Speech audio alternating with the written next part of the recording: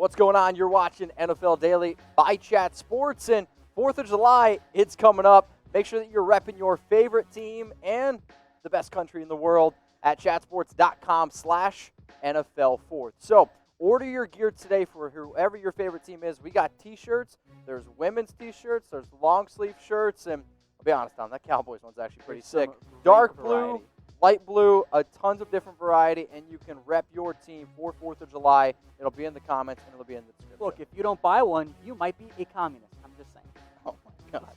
All right, use hashtag NFL, or you can super chat here to get on our show. And remember, we do go live every Monday and Wednesday at 6 p.m. Eastern time, so you can get your questions on the show.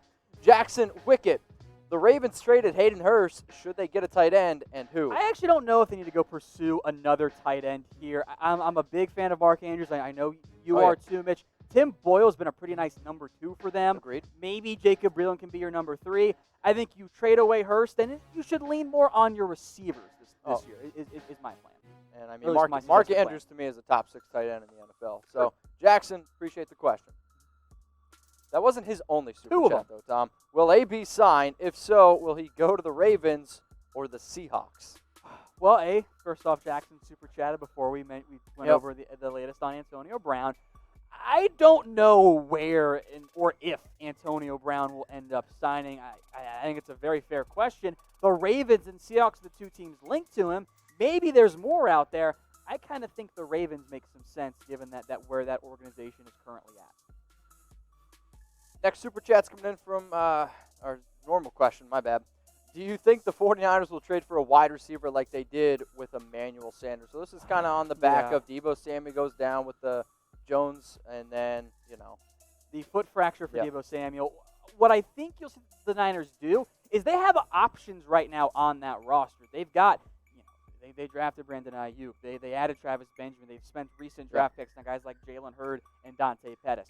So I think they give them a shot in camp, and if they struggle, then around roster cut time, they look into exploring for a trade just to help them get through the first couple weeks of the season if it's that bad. David Vilma, appreciate the super chat, man. Which of the free agent wide receivers is the best fit for the 49ers locker room? Well, when you mention locker room, I think that immediately eliminates Gets rid of Antonio AB. Brown. Best fit. I don't know if it's Dez. I mean, clearly he and Kendrick Bourne get along, and I think Dez gets along great with NFL players. That was the vibe I got out of Dallas, and the exact same vibe I got out of the Saints, too. So I know that some view Dez as a drama queen. I don't think he's anywhere near that, especially at this stage in his NFL career. But if Kendrick Bourne likes him, then I think he'd get along with the locker room. So I'll go Dez. Cool. All right. Appreciate the question there, David. So who is the GOAT? Tom Brady type TB or Peyton Manning type PM? So I guess in their prime. Okay, so that's where this question is being from. I don't want it just Super Bowl wins. I want if you got to take a quarterback. Yeah, I want to take a quarterback in their prime. Who are you going with? I'm still going to take Tom Brady. And I love Peyton Manning, don't get me wrong, but I'm still always going to take Tom Brady. I'm going to take Peyton Manning in the regular season. Okay. And I'll take Tom Brady in the postseason. Sounds like you're taking Tom Brady. You're still taking Tom Brady. I think Peyton Manning is the greatest regular season quarterback of all time. Okay, I'm inclined to agree with that, but postseason does matter when you're talking about the GOAT. So I'll go Brady here. All right, and I think most of the votes coming in right now are for TB. I'm seeing about 75% of those votes for Tom Brady. Next question here on NFL Daily is a super chat. Remember to kind of jump the line. We got a lot of people watching now. You can super chat like Mason Roy did. I think Dalvin Cook will get an extension because our offense runs through him in the running game. If he were to get an extension, when? I think you want to get it done before camp because the NFL rules around holdouts have drastically changed.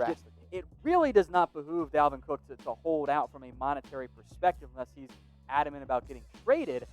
So before camp makes the most sense there. That also allows Cook to have a full offseason. It clearly impacted Zeke a little bit last year. Clearly impacted Melvin Gordon as well.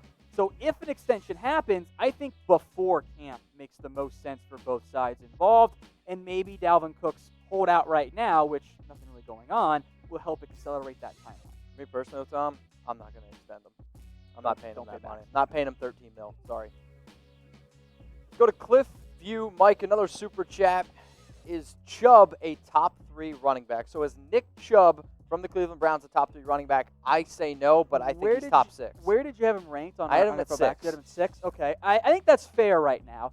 Can I get you to agree on this? After this season, we will be having Nick Chubb top 3 back in the NFL discussion. I mean, I think you can have the discussion now. He's going to put up bonkers numbers. He was second in the NFL in rushing behind only King Henry. I think he was second in the league in broken tackles with 66. And I think really good. Everything that he does for that offense, yes, he is a very good running back. Is Chubb the most underrated back in the NFL? No, because I'm actually going to go with Chris Carson. 2 straight years over 1,000 rushing yards, and when fully healthy, I think Chris Carson is a very good running back. That's fair. I think you're going to see Chubb in that discussion at the end of this year because I think he's going to put up bonkers numbers in that offense with Kevin Stefanski. They're going to run the football a ton. C.J. DeYoung III, another super chat. Okay, Jerry's long-term plan. Dak is franchised this year. Maybe then they bring in Rodgers and win multiple Super Bowls. At that point, let's just say it's 2 years from now, in theory, or 1 year, whatever it ends up being. Who would you rather have at that point? And this assumes that Dak plays or continues to grow as he had.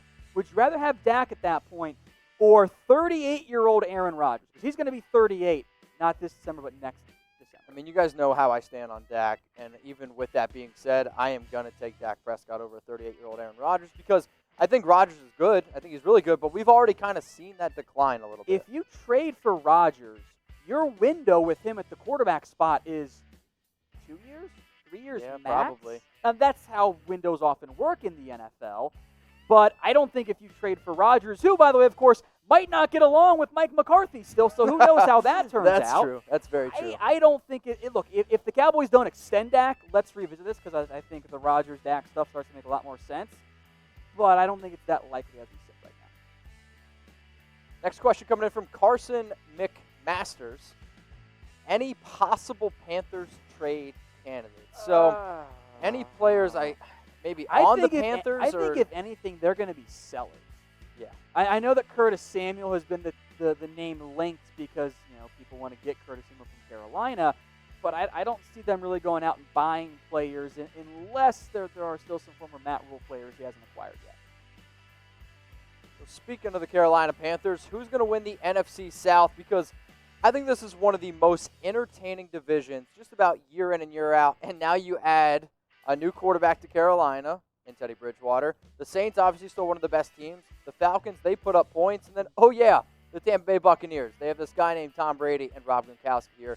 So who's going to win the NFC South? If you think it's the Buccaneers, I want you to type TB. If you think it's the Carolina Panthers, type CAR. If you think it's the Atlanta Falcons, ATL. And if you think it's the Saints, I want you to type no. I think it's no pretty clearly. No? And that's not any disrespect to the Bucs or Falcons, and I guess maybe some to the Panthers, but the Saints, I still think, are the best team in the NFC South once again. You want to know something really cool? God, yeah, do you? Well, we have a special deal right now on the 4th of July gear, and you can get it at chatsports.com/NFL4. So this Saints shirt right here is absolutely awesome. I love the ones that have the state in the background with the flag and then the team logo. They all got them, by the way. They all got them. Yeah. This Matt Ryan one for the Atlanta Falcons, different color. You can still rep your favorite team. The Buccaneers one here, again, very, very awesome. You can get all of these 4th of July shirts at the link that you see below, chatsports.com/NFL4. Some also women's. They have sweatshirts, all sorts of awesome Bunch gear. of variety on it. Bunch of varieties. We try to show you as much variety as humanly possible. Another super chat from Ryan Yeck. Where do you think Antonio Brown is going? Well, he's got Ravens, Lamar Jackson in his profile picture. Yep. So I'm going to go and tell you what you want to hear, I think, Ryan. That's the Ravens. And I'm going to tell you that he's going to go to the Seattle Seahawks. Okay. So he's taking 2 different stances there, Ryan. We appreciate that super chat. By the way, for more Antonio Brown discussion, maybe stay tuned just a little bit longer. Next super chat's coming in from Mason Roy. Eric Kendricks to top 3 linebacker in the league. I like Eric Kendricks, and I'm excluding, of course, the edge rushing linebacker. So I'm not going to include Von Miller there. No, I don't think Eric Kendricks is a top 3 linebacker in the NFL. He's very good, but also I think you do have to put the edge rushing linebackers in there. No, though. I don't think you do at all. Why? That's a completely different role. We're It's a talking linebacker. we're talking about off-ball linebackers versus pass rushers. But you're talking about the You're linebacking gonna get position. me mad because we've gone over this, and it's edge rushers and linebackers. Those are two different positions. Yes, but linebacker. I will walk over there and fight you. Prove it. You got to come into another I'm room. attached. Okay. Mason, it's a good question. I'll also say no. Preston? Is that how you spell it? Yeah. Schmidt? Okay, 1-3 for Adams, and it's a double win for the Seahawks because we get a top 3 safety, and we don't make a bad first-round pick. Oh, okay. First off, you guys get mad at me when I say the Seahawks make bad picks. Now you're saying that you admit they make bad picks. Somehow I am still the bad guy. This logic makes sense. Well, yes and no. It does. Also, it does make sense because you're right. Look, that way you don't burn a first-round pick. Also, if you don't trust yourself as an organization to make first-round picks, you got to change your organization. Like, that means something is fundamentally wrong, and I don't think the Seahawks actually feel that way. Yeah. But I do think that that's about the right offer, and I would trade a first and a third for Jamal Adams. It'll probably be a late first-round pick, so it's less valuable, and it's Jamal Adams. Yes, I want him on my team. Crazy, right? Preston, if you're a Seahawks fan, and for everyone who's watching, if you're a Seahawks fan, go check out our Seahawks-only channel. You'll see it below. It says subscribe, scotsports.com/SeahawksTV. If the NFL was to ever expand, what city would need a team? I love this question. This is creative. This is fun. Mm-hmm. I have my city. I did a project on it in college. I want you to go first. Portland. Okay, why Portland? Portland, you're Just going to... wet and rainy. Got it. The owner of the Portland Knights is going to be Phil Knight. Okay. Nike jerseys, and they're the Knights. Okay. I think it makes sense. He's got enough money to do it. Put it in Portland. Honestly, it sounds like a terrible idea. Why? Because why would I want to name my team after an owner? Because you could. If you had enough money, why not do it? Lame. So egotistical. The correct answer here is Montreal. Time to go back and invade Canada like we tried and failed to do back in 1812. That's a great historical reference that no one in the office got. Sounds like somebody just threw $6 California dollars at you to say that. Exactly. No, I don't think so. They're just sitting up there to the north of us. Somebody said Toronto. I'm seeing Maine. Hawaii would be Toronto pretty cool. also works. Louisville, San Antonio is a good one. Yeah. Enough teams in Texas San Diego, no. We tried that. Put it back in St. Louis. It didn't work. So name a city that would need a team. I'm going to go Portland. Tom's going to go Montreal. Let's go to another super chat from Big. Okay. I broke character. Sorry. What position does the Bucs need more help on? Great question. Not tight end, not quarterback, probably not receiver. I think you're going to be okay on the offensive line. Maybe you'd worry a little bit about Running some back. youth there. I like the linebacking core. I think I'm going to go secondary. The tricky part here for the Bucs is that you're banking on young guys continuing to improve. So you don't want to keep throwing assets and money at draft picks at that spot because at a certain point, you got to let those guys develop or at least give them a chance to develop. So I'd look at the secondary, maybe one more defensive lineman to help you out, but I think secondary makes the most sense. This will be our last question here, so if you want to get another one in real quick, make sure you super chat. Jordan King, which would be more disastrous for the Dallas defense underachieving again or the offensive line being injury prone again? I'm actually going to go with the offensive line dealing with a bunch of injuries. Okay. I don't trust the backups to Tyron Smith. No surprise there. If the defense underachieves again, well, then you're just going to bank on your offense outscoring everybody, which you're kind of already planning on doing.